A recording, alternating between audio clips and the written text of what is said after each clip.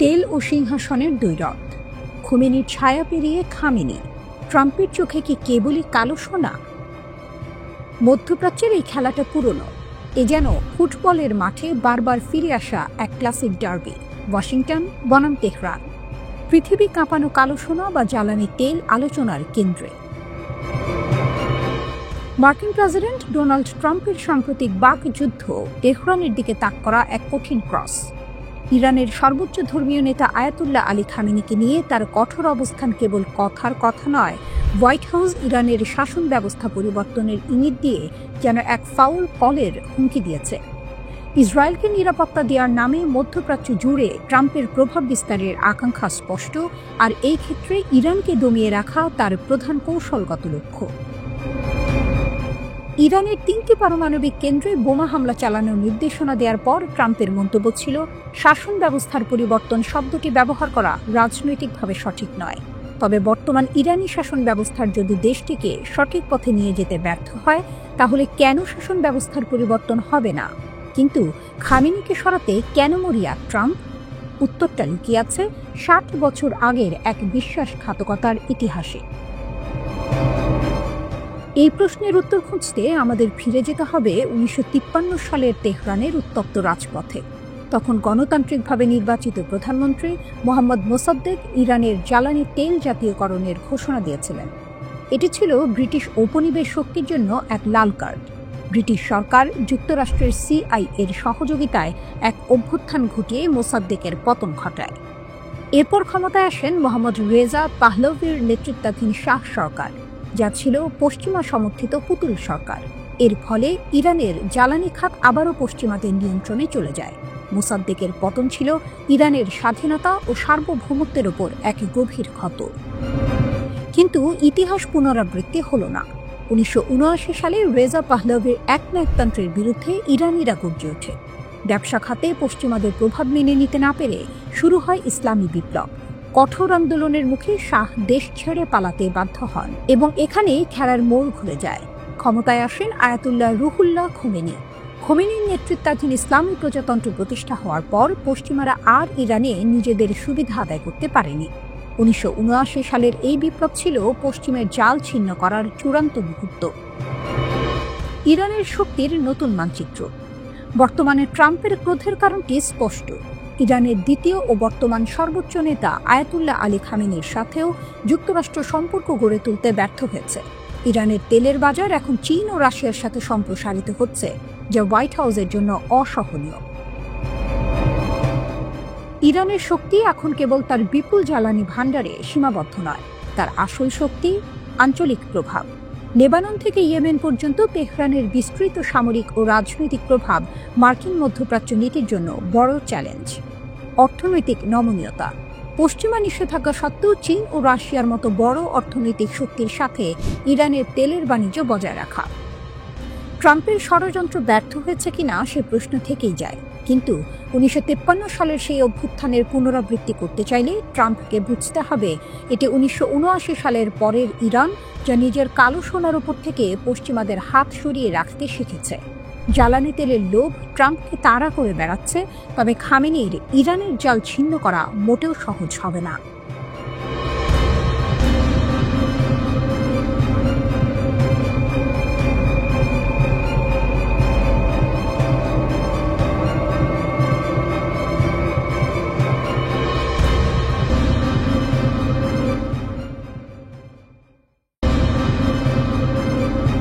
আবারও অগ্নিশিখার মতো জ্বলে উঠেছে তেহরান। একদিকে মার্কিন চাপ, অন্যদিকে ইসরায়েলের অবিরাম উস্কানি। কিন্তু ইরানের কণ্ঠ আজ কঠোর, স্পষ্ট ও গর্বে ভরা। আমরা থামব না। এক উত্তল সাক্ষাৎকারে ইরানের পররাষ্ট্রমন্ত্রী আব্বাস আরাকচি যেন আগুনে ঘি ঢেলে দিলেন। তিনি আল জাজিরাকে বলেন, আমরা কোনো চাপের কাছে নতি স্বীকার করব না।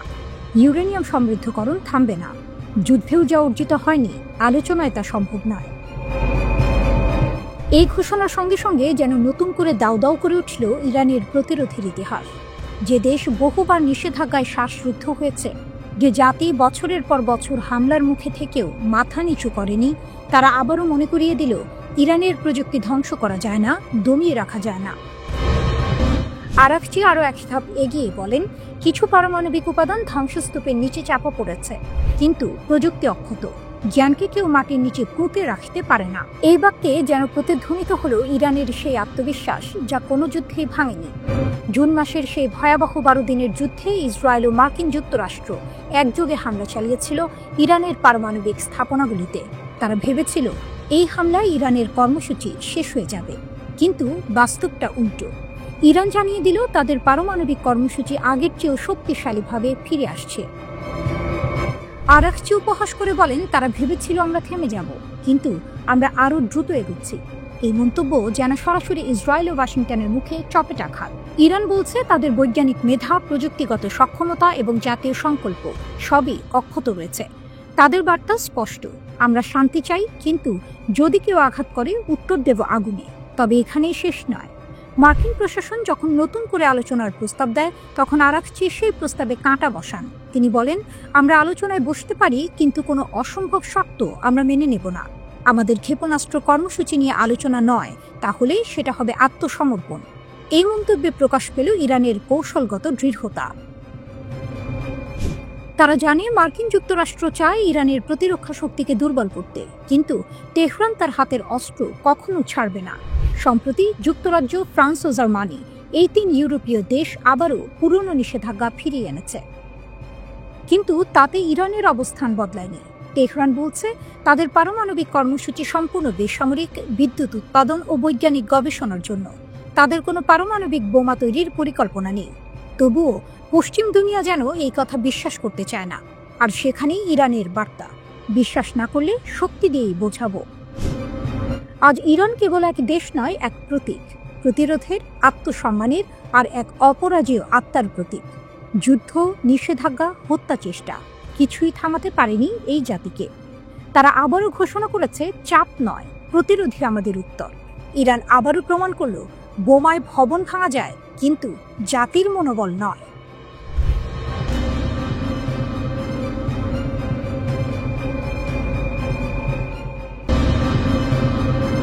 তেহরানের কণ্ঠে আজ এক নতুন বার্তা। এ যেন কূটনীতির আড়ালে বাজছে যুদ্ধের ঢোল। ইরান বলছে মধ্যপ্রাচ্য এখন আর কেবল উত্তেজনা নয়, ইসরায়েলের সঙ্গে এক প্রকৃত আঞ্চলিক যুদ্ধে নিমজ্জিত।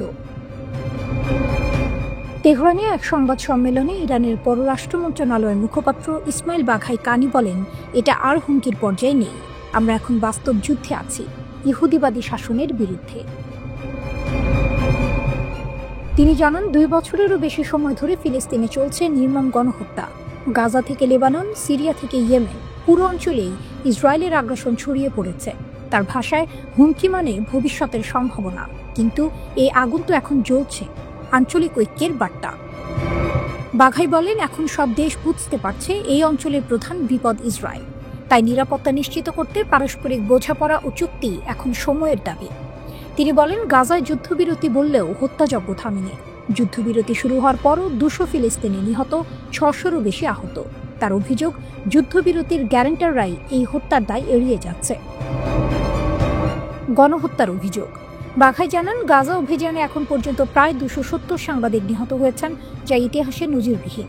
এটা যুদ্ধ নয়, এটা পূর্ণমাত্রার গণহত্যা। তিনি বলেন, জাতিসংঘ ও পশ্চিমা শক্তির নিষ্ক্রিয়তার তীব্র সমালোচনা করে তিনি সতর্ক করেন, তাদের নীরবতা ইসরায়েলকে আরও বেপরোয়া করছে। যুক্তরাষ্ট্রের সঙ্গে আলোচনা নেই। মার্কিন যুক্তরাষ্ট্রের সঙ্গে আলোচনার বিষয়ে প্রশ্ন উঠলে বাঘাই স্পষ্টভাবে বলেন, ওমানের মাধ্যমে কোনো আনুষ্ঠানিক বার্তা পায়নি, কোনো আলোচনা শুরু হয়নি। তার অভিযোগ, মার্কিন যুক্তরাষ্ট্র কথায় শান্তির কথা বললেও কাজে আগ্রাসন চালাচ্ছে। জুন মাসে আমাদের দেশ মার্কিন ইসরায়েলে হামলার শিকার হয়েছে, বহু সেনা কর্মকর্তা ও বিজ্ঞানী নিহত। এই ক্ষত আমরা ভুলব না, তিনি বলেন। ইরানি মুখপাত্র আরও বলেন, আমরা যুক্তিসঙ্গত আলোচনায় বিশ্বাস করি, কিন্তু যুক্তরাষ্ট্র সে ভাষা বোঝে না। তিনি মার্কিন পরমাণু নীতি নিয়ে কটাক্ষ করে বলেন, ট্রাম্প বলেছেন আমেরিকার এমন অস্ত্র আছে যা 150 বার পৃথিবী ধ্বংস করতে পারে। এই শক্তি গর্বের নয়, বরং ভয়ঙ্কর। পশ্চিমা ভণ্ডামি নিয়ে ক্ষোভ। বাঘাই অভিযোগ করেন, পশ্চিমা শক্তিগুলো একদিকে ইরানের শান্তিপূর্ণ পরমাণু কর্মসূচিকে হুমকি বলে, অন্যদিকে নিজেরা অস্ত্র বিস্তারের চুক্তি লঙ্ঘন করে চলছে। তিনি বলেন, তাদের মুখে নীতি, হাতে আগুন। বিশ্ব রাজনীতির নতুন সমীকরণ। ইরান এখন কেবল প্রতিরোধের প্রতীক নয়, বরং এক নতুন আঞ্চলিক ভারসাম্যের কেন্দ্রবিন্দু। বাঘাই বলেন, আমরা দেখি সিরিয়া, সুদান, লিবিয়া, যেখানে যেখানে মার্কিন হস্তক্ষেপ হয়েছে সেখানেই ছড়িয়েছে বিশৃঙ্খলা। তার ভাষায়, মাদক বা সন্ত্রাস দমনের নামে সার্বভৌমত্ব লঙ্ঘনের অধিকার কারণে। শেষে তিনি সতর্ক করেন, যদি ন্যায় বিচার নীরব থাকে তাহলে অন্যায়েরই শাসন কায়েম হবে। তেহরানের বার্তা স্পষ্ট, ইরান আর প্রতিক্রিয়া জানাচ্ছে না, নেতৃত্ব নিচ্ছে। আর এই যুদ্ধে কথার চেয়ে দৃঢ় তাদের অবস্থান, আমরা থামব না।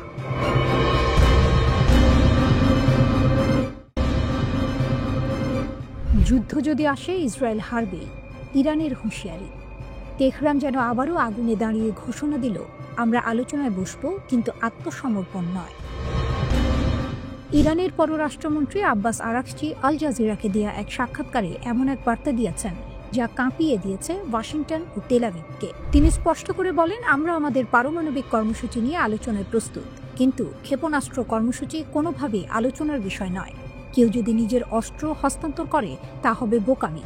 আরাকচির কণ্ঠে যেন ঝরে পড়ছিল ইরানের আত্মবিশ্বাসের আগুন। 12 দিনের রক্তক্ষয়ী যুদ্ধের পরও তেহরান আজ অবিচল, দৃঢ় আর যুদ্ধের জন্য প্রস্তুত। তিনি বলেন, আমরা ইহুদিবাদী সরকারের কাছ থেকে শত্রুতাপূর্ণ আচরণ আশা করছি।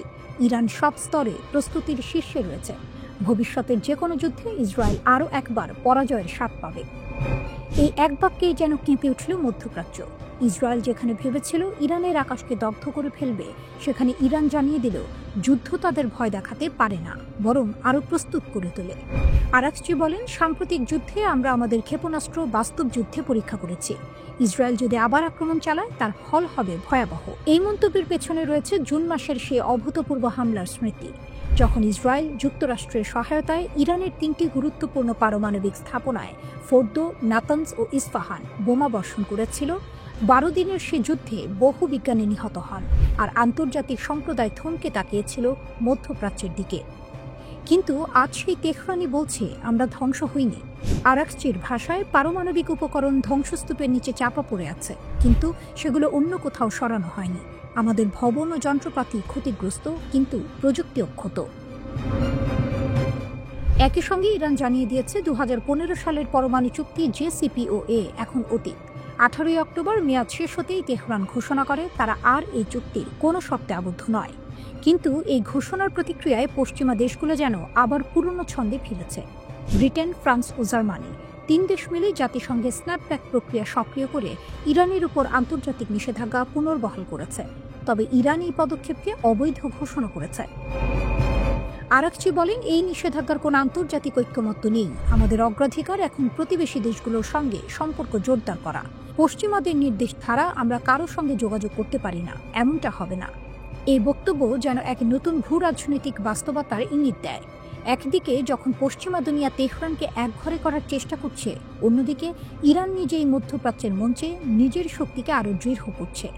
সবশেষে আরাকচির কণ্ঠে যেন ভেসে আসে এক সতর্কবার্তা, ইসরায়েল যদি আবার আগুন জ্বালায়, আমরা সেই আগুনকে ফিরিয়ে দেব তাদের ঘরে।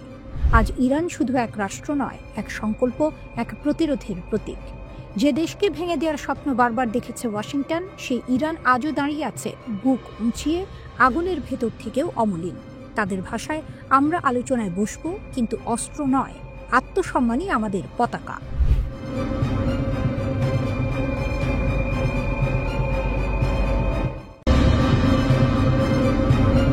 নেতানিয়াহুর পুরনো শত্রু ফিরে এসেছে, হিজবুল্লাহ নতুন শক্তিতে। বৈরুতের আকাশ এখন রহস্যের ধোঁয়ায় ঢাকা। হিজবুল্লাহ, যাকে কেউ শেষ হয়ে গেছে ভেবেছিল, আবার অস্ত্রের গর্জনে উঠে এসেছে। ইরানের নজরদারিতে এই গোপন পুনর্নির্মাণ চলছে নিঃশব্দে, কিন্তু শক্তির সাথে। ইসরায়েল ইতিমধ্যেই লেবাননে 1000-এরও বেশি হামলা চালিয়েছে, কিন্তু হিজবুল্লাহর রহস্যময় পুনর্গঠন থামানো যায়নি। ক্ষেপণাস্ত্র, ড্রোন, কামান সবই নতুন করে মজুত হচ্ছে। কিছু অস্ত্র সিরিয়া এবং সমুদ্রপথে আসে, অন্যগুলি তৈরি হচ্ছে স্থানীয় কারখানায়। যুদ্ধবিরতির শর্ত সত্ত্বেও হিজবুল্লাহ নিরস্ত্রীকরণ থেকে পুনর্নির্মাণে স্থানান্তরিত হয়েছে। লেবাননের রাজনৈতিক দৃশ্যপটে উত্তপ্ত। রাষ্ট্রপতি জোসেফ আউন এবং প্রধানমন্ত্রী নওয়াফ সালাম পুরো দেশব্যাপী নিরস্ত্রীকরণ সমর্থন করেছেন, কিন্তু বাস্তবে অগ্রগতি শুধুমাত্র লিটানি নদীর দক্ষিণে সীমিত। হিজবুল্লাহ অন্যত্র শক্তিশালী এবং রাজনৈতিকভাবে প্রভাবশালী। দেশটি যেন সিঞ্চিত এক শ্বাসরুদ্ধ পরিস্থিতির মধ্যে, যেখানে কোনো ভুল পদক্ষেপ নতুন সংঘাতের আগুন জ্বালাতে পারে। হিজবুল্লাহ নেতা নাইম কাশেম স্পষ্ট বলেছেন, লেবানিজ সেনাবাহিনীর সঙ্গে সমন্বয় থাকা উচিত, কিন্তু গ্রুপকে নিরস্ত্র করার যে কোনো প্রচেষ্টা প্রতিরোধ করা হবে। এই বক্তব্য যেন ইঙ্গিত দিচ্ছে হিজবুল্লাহ থামবে না। আরব গোয়েন্দা সংস্থাগুলি বলছে হিজবুল্লাহ এখন বিকেন্দ্রীভূত কাঠামোর দিকে ফিরে যাচ্ছে। 1980-এর দশকের মতো নতুন যোদ্ধাদের নিয়োগ, স্থানীয় শক্তি ব্যবহার এবং গোপন পরিকল্পনা সবই পুরনো কৌশলের পুনর্জন্ম। ভারী ক্ষতি সত্ত্বেও তারা বিশ্বাস করে ইরানের সমর্থনে পুনর্গঠিত হওয়া সম্ভব। হামাসও গাজায় একই পথে হাঁটছে। ট্রাম্পের যুদ্ধবিরতি পরিকল্পনার অধীনে তারা নিরস্ত্রীকরণে অস্বীকৃতি জানিয়েছে। দুই গোষ্ঠী মার খেয়েছে, কিন্তু রাজনৈতিকভাবে স্থিতিশীল এবং সামরিকভাবে সক্রিয়। প্রতিরোধের এই আয়না দেখাচ্ছে যে বল প্রয়োগ করে নিরস্ত্রীকরণ কার্যকর নয়। ইসরায়েলের আকাশে ড্রোন এখন ক্রমাগত উঠছে। 500টিরও বেশি কামান হামলা হয়েছে বৈরুত এবং দক্ষিণে। 60,000 মানুষ এখনও বাস্তুচ্যুত। তহবিলের সংকটে পুনর্নির্মাণ স্থগিত। কিন্তু সব হতাশা সত্ত্বেও হিজবুল্লাহ শক্তিশালী। তাদের অস্ত্রাগার পুনর্গঠিত, তাদের রাজনৈতিক প্রভাব অটুট। নেতানিয়াহুর জন্য হুঁশিয়ারি, গাজা ও বৈরুত দুপাশ থেকেই হুমকি। হিজবুল্লাহ কেবল একটি গোষ্ঠী নয়, এটি একটি শক্তিশালী রাজনৈতিক এবং সামরিক শক্তি, যা কখনো সহজে চাপে আসে না। ইসরায়েলের আকাশে তার অস্ত্রের ঝড়, লেবাননের রাজনীতির ধোঁয়া এবং ইরানের নীরব সমর্থন সব মিলিয়ে এখনও এক রোমাঞ্চকর খেলা। লেবাননের সশস্ত্র গোষ্ঠী হিজবুল্লাহর মহাসচিব শেখ নাইম কাশেম বলেছেন, যুক্তরাষ্ট্র কোনো পক্ষপাতহীন মধ্যস্থতাকারী নয়, বরং তারা আগ্রাসন ও এর সম্প্রসারণকে সমর্থন করে। তিনি উল্লেখ করেন, লেবাননের প্রেসিডেন্ট জোসেফ আউন লেবানন সেনাবাহিনীকে ইসরায়েলকে মোকাবিলার নির্দেশ দিয়েছেন, যা জাতীয় দায়িত্ব পালনের প্রতিফলন। লেবাননের সাম্প্রতিক পরিস্থিতির প্রসঙ্গে শেখ কাশেম বলেন, যুক্তরাষ্ট্র মিথ্যাভাবে দাবি করছে যে তারা এই দেশের সমস্যা সমাধানের চেষ্টা করছে, কিন্তু প্রকৃতপক্ষে যুক্তরাষ্ট্র কোনো নিরপেক্ষ মধ্যস্থতাকারী নয়, বরং আগ্রাসনকে সমর্থন করে এবং তা লেবাননে ছড়িয়ে দিতে চায়। তিনি আরও বলেন, ভয় দেখিয়ে আমাদের অবস্থান বদলানো যাবে না। আমরা আত্মসমর্পণ বা পরাজয়ের পক্ষে নই এবং কখনো তা মেনে নেব না। হিজবুল্লাহ মহাসচিব বলেন, ইসরায়েল হয়তো কোনো এলাকা দখল করতে পারে, কিন্তু তারা লেবাননের ভূমি দীর্ঘস্থায়ীভাবে দখল করে রাখতে পারবে না। আমরা কারো কাছ থেকে নির্দেশ নিইনি এবং লেবাননকে শত্রুদের ইচ্ছামতো গড়া আমরা কখনোই মেনে নেব না।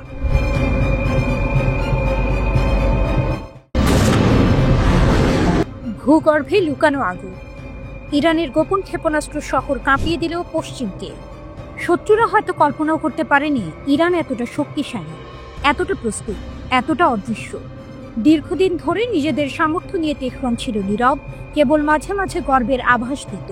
কিন্তু সাম্প্রতিক ইসরায়েল আমেরিকা বিরোধী যুদ্ধের পর থেকে যেন একের পর এক গোপন রহস্য উন্মোচন করছে আয়াতুল্লাহ খামেনির দেশ।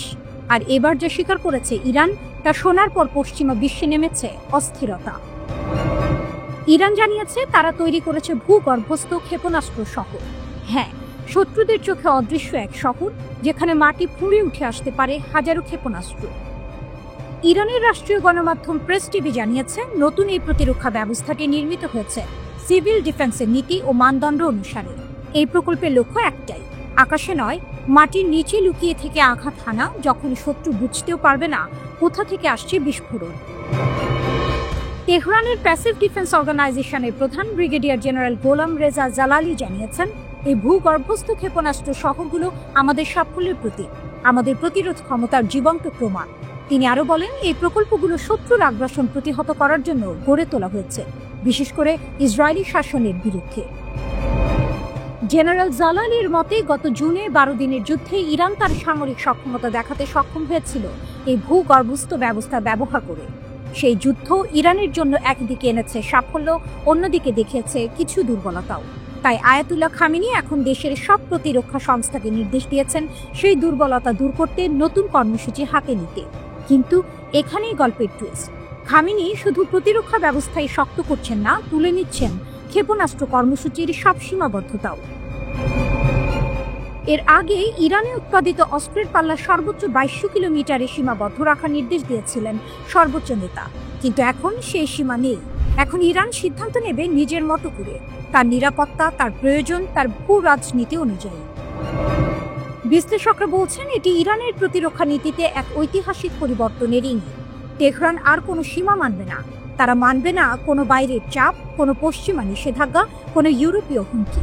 এই ভূগর্ভস্থ ক্ষেপণাস্ত্র শহরগুলো এখন শুধু ইরানের গোপন অস্ত্রভাণ্ডার নয়, এটি এক প্রতীক অদম্য প্রতিরোধের, নিঃশব্দ শক্তির এবং সেই দেশের যে ইতিহাসের প্রতিটি আঘাতকে বেঁচে থেকে জবাব দিয়েছে। পশ্চিমা বিশ্বের চোখে এখন ইরান এক রহস্যময় ছায়া। যে দেশকে ধ্বংস করার স্বপ্ন তারা বহুবার দেখেছে, সেই দেশ আজ নিজের মাটির নিচে গড়ে তুলেছে এক অদৃশ্য দুর্গ। যখন তারা আকাশে খুঁজবে শত্রু, তখন তেহরানের প্রতিশোধ আসবে মাটি ফুঁড়ে, ভূগর্ভ থেকে, নীরবে কিন্তু বিধ্বংসী শক্তিতে। এটাই ইরান, দৃশ্যমানের চেয়েও ভয়ঙ্কর, অন্ধকারের মধ্যেও যার আলো জ্বালে প্রতিরোধের আগুন হয়ে।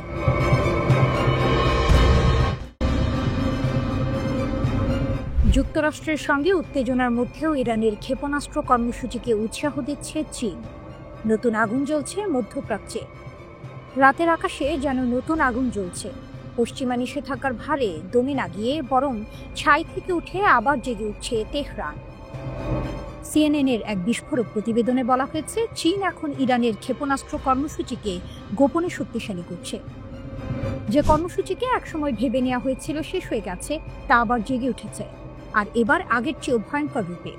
ইউরোপীয় গোয়েন্দা সূত্র জানিয়েছে, চীন থেকে ইরানে পাঠানো হচ্ছে 2000 টন সোডিয়াম পারক্লোরেট, যা ক্ষেপণাস্ত্র জ্বালানি তৈরির জন্য অপরিহার্য উপাদান। এই পরিমাণ উপাদান দিয়ে তৈরি করা যাবে অন্তত 500টি ব্যালিস্টিক ক্ষেপণাস্ত্র, যথেষ্ট পুরো মধ্যপ্রাচ্যকে কাঁপিয়ে দিতে। আর এই চালান এসেছে সে সময়ে যখন ইসরায়েল গত জুনে 12 দিনের যুদ্ধে ইরানের ক্ষেপণাস্ত্র ঘাঁটি ও পারমাণবিক স্থাপনাগুলিতে ব্যাপক হামলা চালিয়েছিল। তবে তেহরান হার মানেনি, বরং যুদ্ধ শেষে তারা ঘুরে দাঁড়িয়েছে। রাশিয়া ও চীনের সঙ্গে নতুন কৌশলগত সম্পর্ক গড়ে তুলেছে। তেহরান বলছে, যখন পশ্চিম মুখ ফিরিয়ে নেয়, পূর্ব তখন কাঁধে হাত রাখে। চীনের ভূমিকা এখন স্পষ্ট। বেইজিং ইরানের পুনর্গঠন প্রচেষ্টাকে নীরবে উৎসাহ দিচ্ছে। নিষেধাজ্ঞার ফাঁক গলে পৌঁছে যাচ্ছে জ্বালানি, যন্ত্রপাতি, প্রযুক্তি। ইরানও থেমে নেই, তারা এখন একের পর এক নতুন প্রজন্মের উন্নত ক্ষেপণাস্ত্র তৈরি করছে। এক ভিডিওতে দেখা গেছে, ভূগর্ভস্থ এক গোপন অস্ত্রাগারে সাজানো রয়েছে শত শত ক্ষেপণাস্ত্র, নতুন রূপেই নতুন যুদ্ধে নামার অপেক্ষায়। ইরানের পররাষ্ট্র মন্ত্রণালয়ের মুখপাত্র ইসমাইল বাঘাই স্পষ্ট ভাষায় বলেছেন, আমাদের প্রতিরক্ষা নিয়ে সিদ্ধান্ত নেওয়ার অধিকার আমেরিকার নেই। ইরান তার আত্মরক্ষার ক্ষমতা বাড়াবে যত দূরেই যেতে হয়। বিশ্লেষকরা বলছেন, ইরান এখন শুধু অস্ত্র তৈরি করছে না, বরং ভয় তৈরি করছে। কারণ তারা দেখিয়ে দিয়েছে, মার্কিন ঘাঁটি হোক বা ইসরায়েলি ভূখণ্ড, ইরানের ক্ষেপণাস্ত্র যে কোনো জায়গায় পৌঁছাতে পারে। জুনের যুদ্ধেই তারা হামলা চালিয়েছিল কাতারে অবস্থিত মার্কিন আল উদেইদ ঘাঁটিতে, যা যুক্তরাষ্ট্রের মধ্যপ্রাচ্যের সবচেয়ে বড় সামরিক কেন্দ্র। মার্কিন পররাষ্ট্রমন্ত্রী মার্কো রুবিও সম্প্রতি স্বীকার করেছেন, ইরান এখন এমন ক্ষেপণাস্ত্র তৈরি করছে যা পারমাণবিক ওয়ারহেড বহনে সক্ষম এবং যে কোনো দূরত্বে আঘাত হানতে পারে। কিন্তু এই সতর্কবার্তাও যেন ইরানের গতিকে থামাতে পারেনি, বরং তেহরান ঘোষণা দিয়েছে তারা আর 2015 সালের পারমাণবিক চুক্তি JCPOA এর অধীনে আবদ্ধ নয়। চুক্তির মেয়াদ শেষ, এখন শুরু হয়েছে ইরানের স্বাধীন যুগ। বিশ্লেষক জেফ্রি লুইস বলেছেন, 2000 টন সোডিয়াম পারক্লোরেট মানে প্রায় 500 ক্ষেপণাস্ত্র। ইরান 1 মাস আগেও 200 ক্ষেপণাস্ত্র তৈরির পরিকল্পনা করেছিল। এখন তারা হারানো প্রতিটি ক্ষেপণাস্ত্র পুনর্নির্মাণ করছে। তেহরানের বার্তা স্পষ্ট, যুদ্ধ হোক বা নিষেধাজ্ঞা, তারা আর থামবে না। চীনের সহায়তা তাদের কেবল জ্বালানি দেয়নি, দিয়েছে আত্মবিশ্বাস। এখন প্রশ্ন একটাই, যদি আবার যুদ্ধের আগুন জ্বলে ওঠে, তখন এই নতুন ক্ষেপণাস্ত্রগুলো কোথায় নিশানা করবে? ইসরায়েলের দিকে নাকি কাতারের মার্কিন ঘাঁটির দিকে? বিশ্ব তাকিয়ে আছে, আর ইরান ধীরে ধীরে নিজের অগ্নিশক্তি গড়ে তুলছে, নিষেধাজ্ঞার ছাই থেকে উঠে এক অনিবার্য পুনর্জন্মের মতো।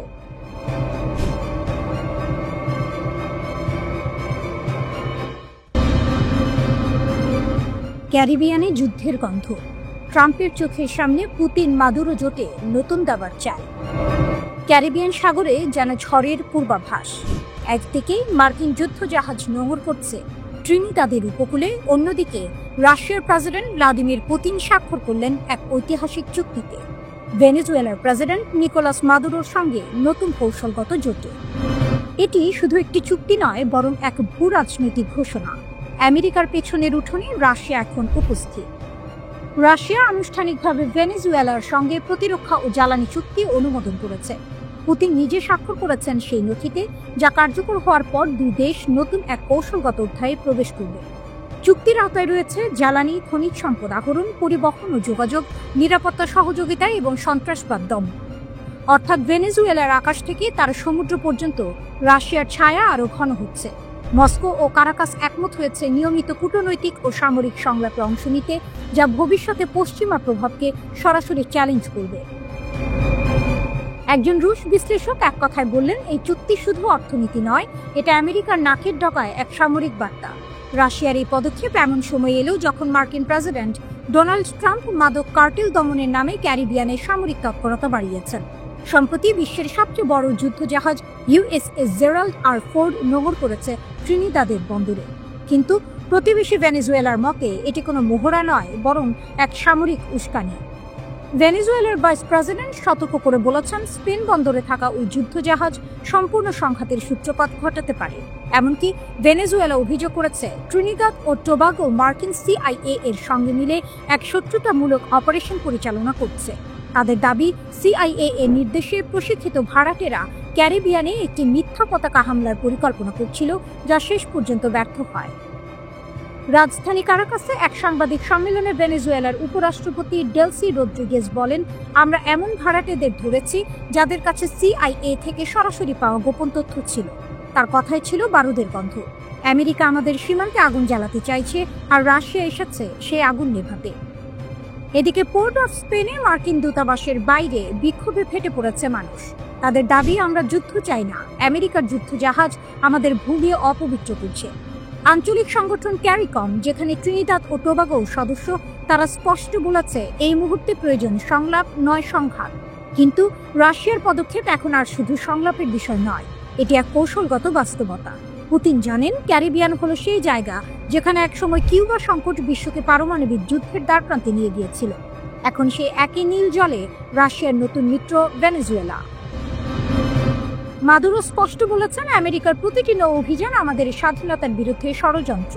আর রাশিয়ার প্রতিক্রিয়া নীরব কিন্তু দৃঢ়। এক কূটনৈতিক সূত্র জানিয়েছে, মস্কো ইতিমধ্যে ভেনেজুয়েলায় সামরিক প্রযুক্তি সরবরাহের প্রস্তুতি নিচ্ছে। বিশ্লেষকরা বলছেন, এটি এক নতুন শীতল যুদ্ধের সূচনা হতে পারে, যেখানে মার্কিন যুদ্ধজাহাজের ঠিক বিপরীতে দাঁড়াবে রাশিয়ার প্রভাবলয়। এক প্রজন্ম আগে যেখানে সোভিয়েত পতাকা উড়েছিল কিউবায়, আজ সেখানে আবার তার ছায়া পড়ছে ভেনেজুয়েলার আকাশে। আর বিশ্বের চোখ এখন পুতিনের দিকে, যে মানুষটি জানেন দাবার বোর্ডে কখন রাজাকে সরাতে হয় আর কখন স্রেফ এক ঘুঁটি দিয়ে পুরো খেলা বদলে দেওয়া যায়। অবশেষে কি পরমাণু ক্ষমতাধর হয়ে উঠল ইরান? জাতিসংঘের পরমাণু সংস্থা IAEA এর রিপোর্ট এবং ইসরায়েলি প্রধানমন্ত্রীর দাবির ভিত্তিতে তেহরানের সামরিক সক্ষমতা নিয়ে যে উদ্বেগ দেখা দিয়েছে, তা বিশ্বজুড়ে নতুন করে আলোচনার জন্ম দিয়েছে। এই জল্পনা যদি সত্যি হয়, তবে ইরান শুধু আঞ্চলিক নয়, বৈশ্বিক শক্তিতে পরিণত হবে। পরমাণু সক্ষমতায় ইরান, ট্রাম্পের দাবি কি মিথ্যা? গত জুনে ইরানের পারমাণবিক কেন্দ্রগুলোতে হামলার পর যুক্তরাষ্ট্রের প্রেসিডেন্ট ডোনাল্ড ট্রাম্প দাবি করেছিলেন, আয়াতুল্লাহ আলী খামেনির দেশটির পরমাণু কর্মসূচি সম্পূর্ণ ধ্বংস হয়েছে। কিন্তু তার সেই দাবিকে সরাসরি মিথ্যা প্রমাণিত করেছে জাতিসংঘের পরমাণু সংস্থা international atomic energy agency IAEA। IAEA এর প্রধান রাফাল গ্রোসি জানিয়েছেন, ইরানের কেন্দ্রগুলোতে এখনও প্রায় 400 কেজি সমৃদ্ধ ইউরেনিয়াম মজুদ রয়েছে। বিজ্ঞানীরা এটিকে পারমাণবিক অস্ত্র তৈরির মূল উপাদান হিসেবে ব্যবহার করেন। গ্রোসির এই বক্তব্য সামরিক বিশ্লেষকদের উদ্বেগ আরও বাড়িয়েছে, কারণ এই পরিমাণ ইউরেনিয়াম দিয়ে ইরান প্রায় 10টি পারমাণবিক বোমা তৈরির সক্ষমতা অর্জন করতে পারে। যদিও বর্তমানে তেহরানের হাতে কোনো পরমাণু অস্ত্র নেই বলেই দাবি করে আসছে IAEA। তবে ইরানের সর্বোচ্চ ধর্মীয় নেতা আয়াতুল্লাহ আলী খামেনির জ্যেষ্ঠ উপদেষ্টা আলী শামখানি স্পষ্ট করে দিয়েছেন, শত্রুদের হামলা সত্ত্বেও ইরানের পারমাণবিক কর্মসূচি টিকে আছে। তিনি বলেন, পারমাণবিক স্থাপনা ধ্বংস হলেও আমাদের খেলা শেষ হয়নি। সমৃদ্ধ ইউরেনিয়াম এখনো অক্ষতই রয়েছে। যদিও খামেনি বরাবরই বলে এসেছেন, ইউরেনিয়াম ব্যবহার করে অস্ত্র তৈরির কোনো পরিকল্পনা তেহরানের নেই। নেতানিয়াহুর মারাত্মক দাবি, আইসিবিএম কি পূর্ব উপকূলে আঘাত হানবে?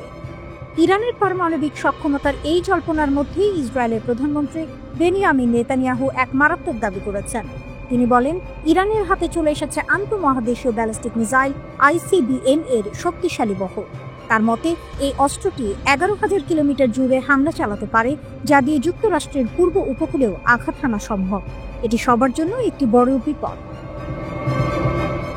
নেতানিয়াহু তার দাবির সপক্ষে কোনো জোরালো প্রমাণ হাজির না করলেও সমর বিশ্লেষকরা বলছেন, ইরানের বর্তমান রকেট প্রযুক্তি আন্তঃমহাদেশীয় ক্ষেপণাস্ত্রের সফল পরীক্ষার জন্য যথেষ্ট। যদি ইরান 12,000 কিলোমিটার পাল্লার খোররামশার 5 মডেলের আইসিবিএম তৈরি করতে পারে, তবে তা অবশ্যই পারমাণবিক ওয়ারহেড বহনে সক্ষম হবে। যুক্তরাষ্ট্র ও ইসরায়েলের চোখ ফাঁকি দিতে সক্ষম হবে তো ইরান? এই প্রশ্নের উত্তর খুঁজতে গেলে দেখা যায়, একই দিকে যেমন ট্রাম্পের দাবি ভুল প্রমাণিত হয়েছে, ঠিক তেমনই নেতানিয়াহুর আইসিবিএম দাবির পক্ষেও সরকারিভাবে কোনো নিশ্চয়তা মেলেনি। তবুও আইএইএ এর রিপোর্ট এবং নেতানিয়াহুর দাবি, এই দুয়ে মিলে একটি নতুন মেরুকরণ তৈরি করেছে। বিশেষজ্ঞদের মতে, ইরান যদি সত্যি আইসিবিএম ও পর্যাপ্ত ইউরেনিয়াম মজুদের মাধ্যমে পরমাণু অস্ত্রের সক্ষমতা অর্জন করে থাকে, তবে বিশ্ব ভূরাজনীতির মোড় ঘুরে যাবে। তেহরান সম্ভবত পারমাণবিক অস্ত্র তৈরির দোরগোড়ায় পৌঁছে গেছে। আর যদি এই ক্ষমতা আন্তঃমহাদেশীয় ক্ষেপণাস্ত্রের সঙ্গে যুক্ত হয়, তবে তা শুধুমাত্র ইসরায়েল নয়, বরং যুক্তরাষ্ট্রের মূল ভূখণ্ডের জন্য মারাত্মক হুমকি। ইরানের পারমাণবিক কর্মসূচি ধ্বংস হয়েছে বলে যারা স্বস্তির নিঃশ্বাস ফেলেছিলেন, তাদের জন্য এটি একটি বড় ধাক্কা। ইরানের সর্বোচ্চ নেতার আশ্বাস এবং আইএইএ এর রিপোর্ট যেন এই বার্তাই দিচ্ছে, শত্রুর আস্তানায় আঘাত হানার সক্ষমতা অর্জনের পথে এগোচ্ছে তেহরান।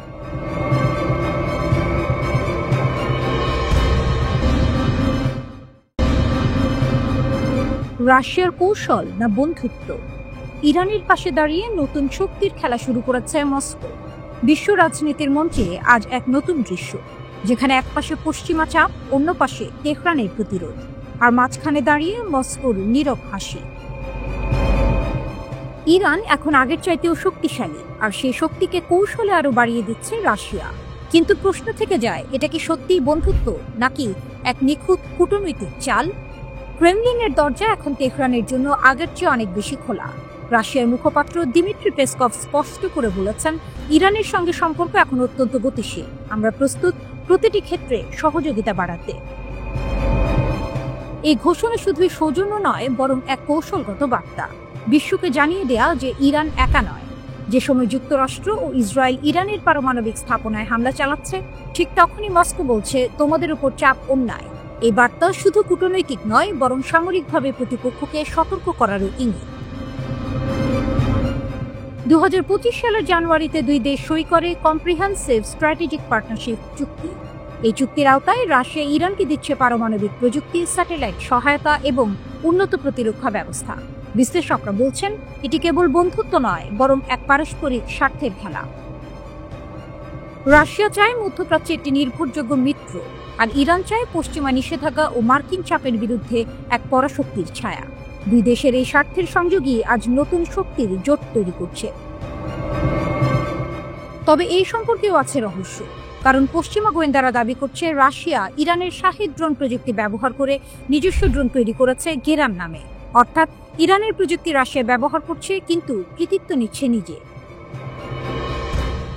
তাহলে কি ইরানকে শক্তিশালী করার আড়ালে মস্কো আসলে নিজের কৌশল সাজাচ্ছে?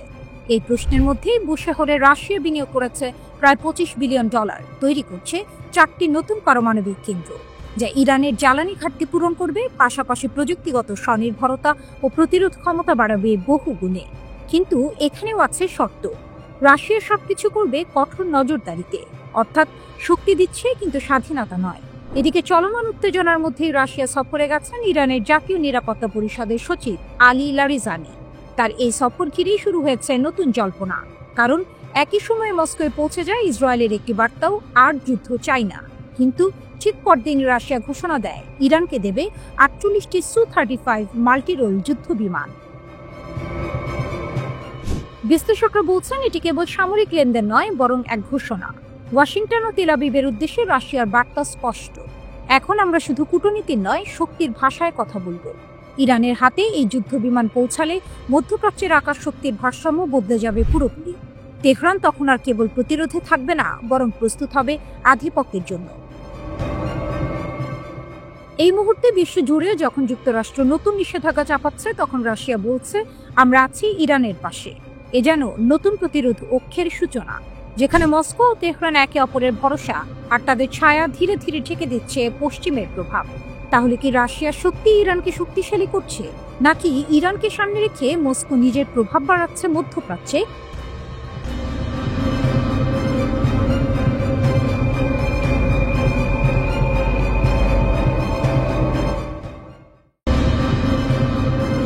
রাশিয়ার হাত ধরছে ইরান, আকাশযুদ্ধে ফিরে আসছে তেহরানের শক্তি। অবশেষে তেহরান পাল্টা চাল দিয়েছে। যে দেশ একসময় ইসরায়েলি আকাশ অভিযানের সামনে অসহায় হয়ে পড়েছিল, আজ সেই দেশ আকাশে ফের গর্জে ওঠার প্রস্তুতি নিচ্ছে। যুক্তরাষ্ট্র ও ইসরায়েলের যৌথ হামলায় পরমাণু কর্মসূচি ধাক্কা খেলেও এখন ইরান ঝুঁকছে নতুন প্রতিরক্ষার দিকে, আকাশ শক্তির পুনর্জাগরণে। এবার ইরানের হাতে উঠছে রাশিয়ার তৈরি বিশ্বের অন্যতম ভয়ঙ্কর যুদ্ধবিমান সু-35। এই যুদ্ধবিমান অনেকে বলে আকাশের শিকারিবাজ। ইউক্রেন যুদ্ধের পর রাশিয়া আর কোনো দেশের সঙ্গে এত বড় সামরিক চুক্তি করেনি, কিন্তু ইরান করেছে। ফাঁস হওয়া এক গোপন নথি বলছে তেহরান $650 কোটি বিশাল চুক্তি করেছে মস্কোর সঙ্গে। চুক্তি অনুযায়ী রাশিয়া ইরানকে দেবে 48টি সুপার সু-35 মাল্টি রোল ফাইটার জেট। আর এই খবরেই কেঁপে উঠেছে মধ্যপ্রাচ্যের আকাশ শক্তির ভারসাম্য। রাশিয়ার রাষ্ট্রীয় প্রতিরক্ষা সংস্থা ও তাদের সহযোগী সংস্থা KAI থেকে ফাঁস হওয়া নথিগুলো প্রকাশ করেছে ইউক্রেনীয় হ্যাকাররা। সেসব অনুযায়ী বিমানগুলো ইরানের ইস্পাহান প্রদেশের শাহিদ বাবাই বিমান ঘাঁটিতে সংযোজনের প্রস্তুতি চলছে। বিশ্লেষকরা বলছেন এই জেটগুলো যুক্ত হলে ইরানের বিমান বাহিনী বদলে যাবে পুরোপুরি। ইরান এতদিন রাশিয়ার পুরনো MiG-29 এবং আমেরিকান আমলের F-14 বিমান দিয়ে আকাশ পাহারা দিত, কিন্তু গত জুনে যখন ইসরায়েল অত্যাধুনিক যুদ্ধবিমান নিয়ে তেহরান থেকে মাত্র 80 কিলোমিটার দূরে বোমা বর্ষণ করে, তখন ইরান প্রতিরোধে পাঠাতে পারে কেবল একটি পুরনো MiG-29। ফল, দুইটি F-14 ওড়ার আগেই ধ্বংস। এই ঘটনার পরে তেহরান বুঝেছিল শুধু মিসাইল বা ড্রোনে হবে না, চাই আধুনিক আকাশ প্রতিরক্ষা। তাই এবার রাশিয়ার দিকে হাত বাড়িয়েছে ইরান। কেন এত সমালোচনায় সু-35? এই যুদ্ধবিমান রাডারে প্রায় অদৃশ্য, আছে উন্নত ইনফ্রারেড সেন্সর ও অতি দ্রুত গতির মিসাইল সিস্টেম। এটি একসঙ্গে 12টি পর্যন্ত আকাশ থেকে আকাশ ক্ষেপণাস্ত্র বহন করতে পারে। আক্রমণ ও প্রতিরক্ষা দুই দিকেই সক্ষম। রাশিয়ার ভাষায় একটি বিমানই একটি স্কোয়াড্রন। বিশ্লেষকরা বলছেন এই বিমানগুলো ইরানের হাতে আসলে ইসরায়েলি F-15 ও F-16 যুদ্ধ বিমানগুলো আর আগের মতো আধিপত্য বিস্তার করতে পারবে না, কারণ প্রযুক্তি ও গতির দিক থেকে সু-35 এখন বিশ্বের অন্যতম শ্রেষ্ঠ ফাইটার জেট। তবে এক প্রশ্ন থেকেই যায়, রাশিয়া আদৌ 48টি বিমান সময় মতো তৈরি করতে পারবে কিনা? কারণ নিষেধাজ্ঞা ও উপাদান সংকটে এখন রুশ প্রতিরক্ষা শিল্প ধীর গতিতে চলছে। সাধারণত তারা প্রতি 2 মাসে একটি করে বিমান তৈরি করতে পারে। তবুও তেহরান নির্ভর করছে মস্কোর উপর, কারণ এই মুহূর্তে ইরান জানে যুদ্ধের ময়দানে টিকে থাকতে চাইলে আকাশের শক্তি দেখাতে হবে। ইরানের নেতারা মনে করছেন সু-35 পেলে তাদের আকাশ প্রতিরক্ষা এমন উচ্চতায় পৌঁছাবে যা আগে কখনো হয়নি। তখন শুধু পরমাণু নয়, আকাশও হবে তেহরানের ঢাল। একসময় পরমাণু কর্মসূচিতে ধাক্কা খাওয়া দেশটি এখন বলছে আমরা থামিনি, কেবল দিক বদলেছি। তেহরানের চোখ এখন আকাশে, আর সেই আকাশে শিগগিরই উড়বে রাশিয়ার শিকারিবাজ সু-35, যা বদলে দিতে পারে পুরো মধ্যপ্রাচ্যের শক্তির মানচিত্র।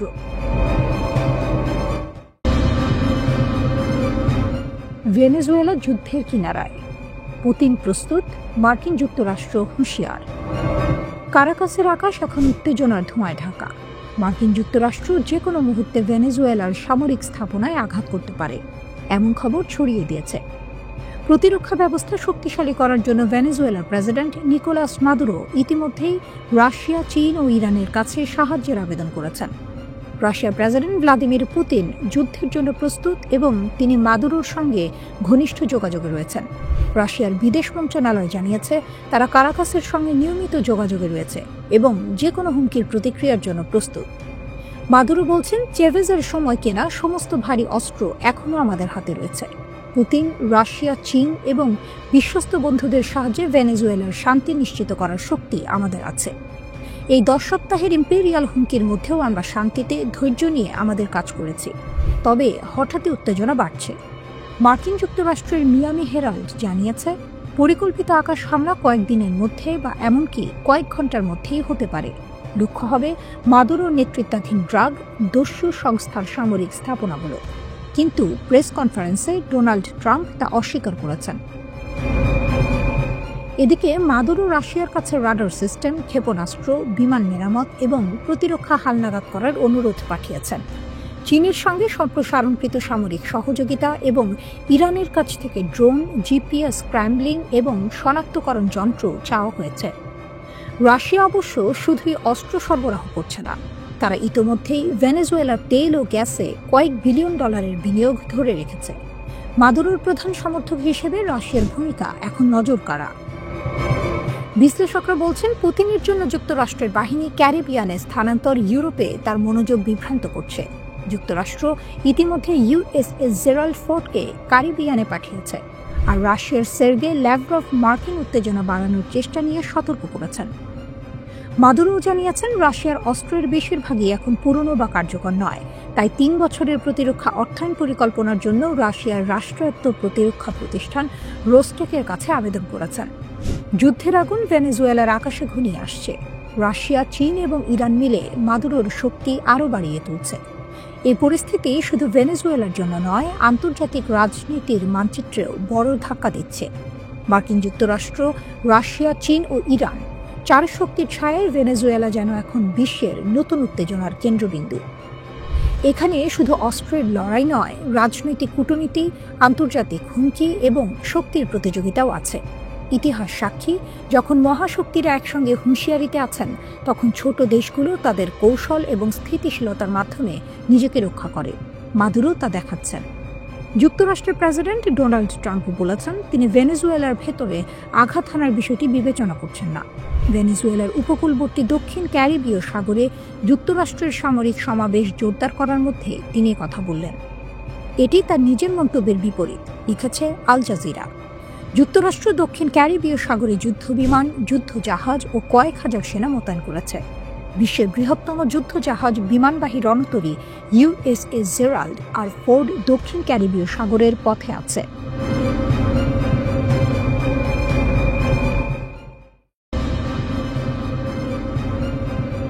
বিশ্বজুড়ে পারমাণবিক অস্ত্র কর্মসূচি নিয়ে যখন তীব্র উত্তেজনা, ঠিক তখনই বিশ্বের অন্যতম পরাশক্তি যুক্তরাষ্ট্রের প্রেসিডেন্ট ডোনাল্ড ট্রাম্পের একটি সিদ্ধান্ত আন্তর্জাতিক কূটনীতিতে নতুন করে ঝড় তুলেছে।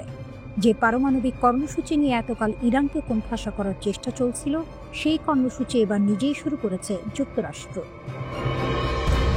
ট্রাম্পের নতুন পারমাণবিক পরীক্ষা, ইরানের রোম হর্ষক প্রতিক্রিয়া। পৃথিবী আবার একবার রুদ্ধশ্বাস মুহূর্তে দাঁড়িয়েছে। মার্কিন প্রেসিডেন্ট ডোনাল্ড ট্রাম্প ঘোষণা করেছেন, পেন্টাগনকে 1992 সালের পর প্রথমবারের মতো পারমাণবিক অস্ত্র পরীক্ষা পুনরায় চালাতে হবে।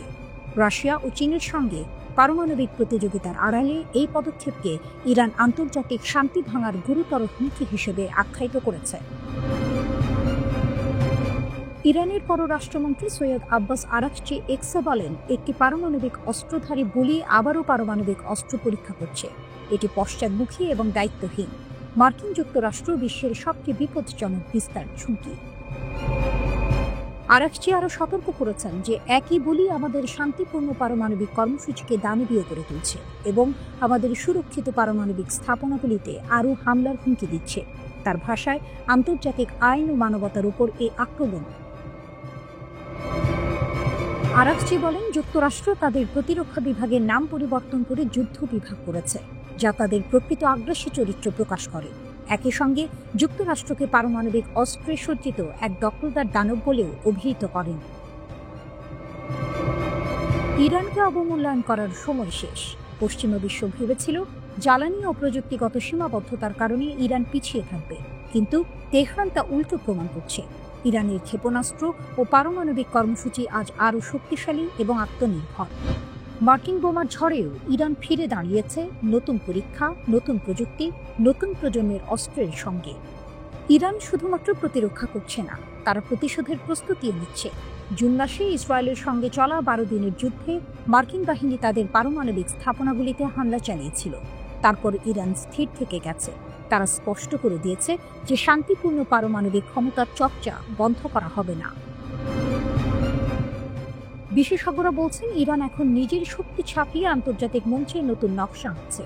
পূর্ববর্তী নিষেধাজ্ঞা, বোমা হামলা বা আন্তর্জাতিক চাপ কিছুই তাদের থামাতে পারেনি, বরং এসবই ইরানকে আরও আত্মনির্ভর এবং শক্তিশালী করেছে।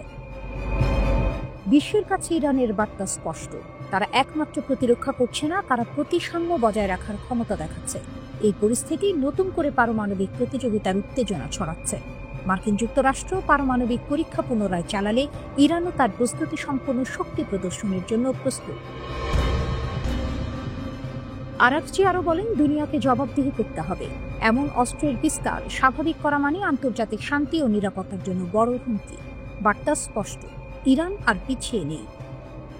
শেষ লাইনটি রোমহর্ষকভাবে বলে, বিশ্বের সবচেয়ে বিপজ্জনক পারমাণবিক শক্তি শুধুমাত্র মার্কিন যুক্তরাষ্ট্র নয়, তেহরানও এখন তার অস্ত্র শক্তির ছাপ দিয়ে দেখাচ্ছে যে তাকে হালকাভাবে নেওয়া যাবে না।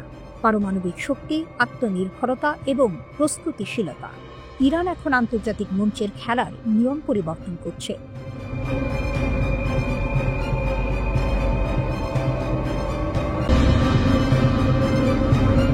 রাত জাগা আকাশে এক শব্দ ঘুম ভেঙে দিল, 24 ঘন্টার আলটিমেটাম।